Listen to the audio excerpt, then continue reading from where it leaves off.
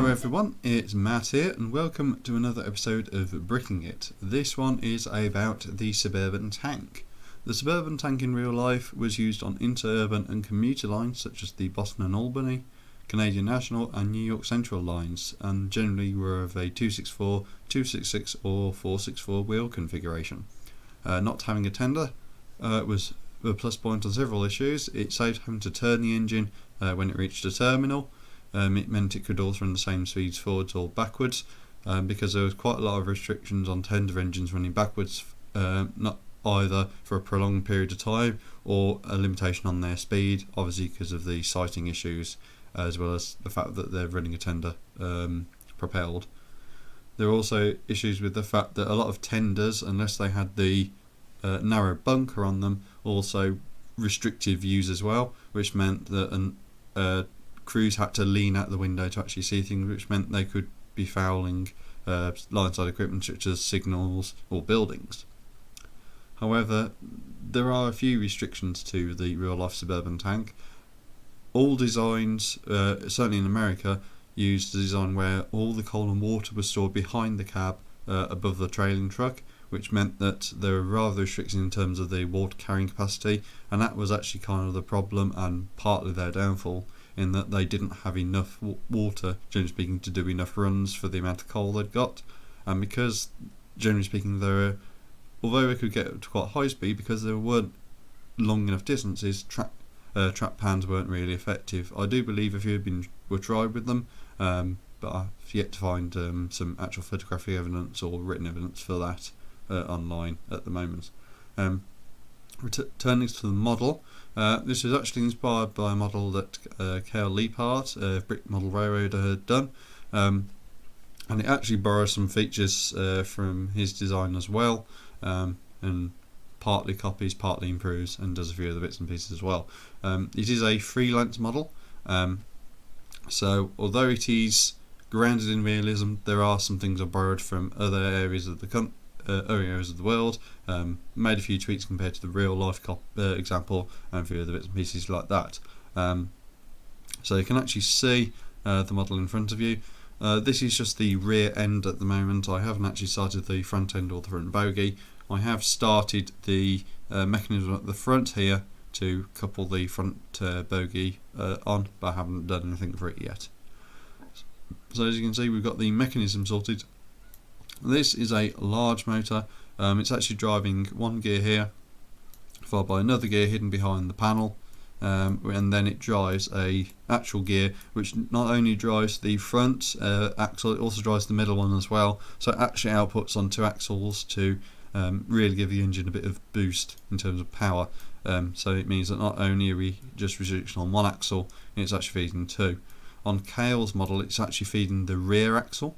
And just the rear axle, so hopefully this improvement of having more drive means it's a bit more powerful, or at least it's not as trying to grind so much. And it means that because the centre axle is powered, and because all the valve gear and etc. drives off the middle axle, it shouldn't be too much. It'll actually be better because it's not having the drive is not having to push all the valve gear through the drive rod and then drive it that way. It's actually being driven directly off the axle. So a few things to point out here is the side tanks, is that unlike the real thing, which was just the bunker, they're actually going to put side tanks in here. There's actually a couple of benefits for that. Not only would it mean that the real life model, if it was ever going to be built in real life, would have extra water carrying capacity, it's also quite good for hiding the big chunky motor. At the moment there is a bit of an issue though, because it's actually because of the size of the motor, it's actually having an issue with actually hiding it from view. So if you're looking underneath, you can actually see it quite clearly. So I'm going to try and do a few things to actually try and hide that a bit more.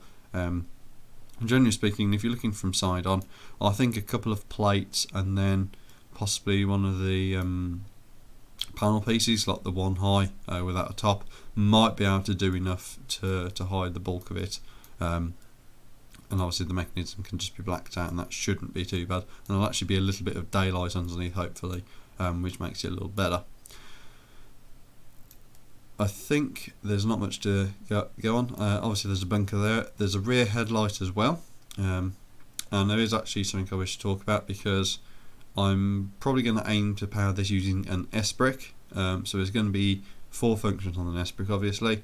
So 1 will be used for the motor, and then obviously we have another 3. So that would be useful to have a headlight, a backup light, which is what's actually here already, and then that also means that if there's if I do put marker lights on the front, I could also power those should I need to. The rear light, if I take this panel off, you can actually see there's actually enough space in the bunker there to actually feed the wiring, and the whole rear panel here is actually removable. There's actually a separation. I've actually built in a separation just here. Obviously the bar here actually crosses it, so I could actually modify that in the future, but yet essentially this whole section here is removable, so it's not actually held in at the back. All these are all tiled, so it's actually just held in purely by the battery box, and the bits of handrail here. The handrail itself, while talking about the handrail, actually is going to be looping around here incompletely, so that will actually be a full section. Pulling the handrail back to this, this section here actually would have a few benefits. I mean that I could just run one handrail around without actually having to remove it at all, and it also clears the window a bit better as well, so it would make real life cleaning of the loco a bit easier. At the moment, I'm not decided whether it's going to be a 464 or a 466. I've done the 464 configure at the moment, so there's obviously 6 wheels and there's 4 wheels for the training truck. Most of them seem to have 6 wheels, I think for better weight distribution, so there's not as high an axle loading. But obviously that means using these really tiny wheels, and I don't really want to do that if I'm going to be running it at higher speeds. These wheels can or do have a tendency to actually wear out. I've actually seen some actually wear out and become quite large, like the axle hole from just the resistance. So although I could use lubrication, I generally don't want to.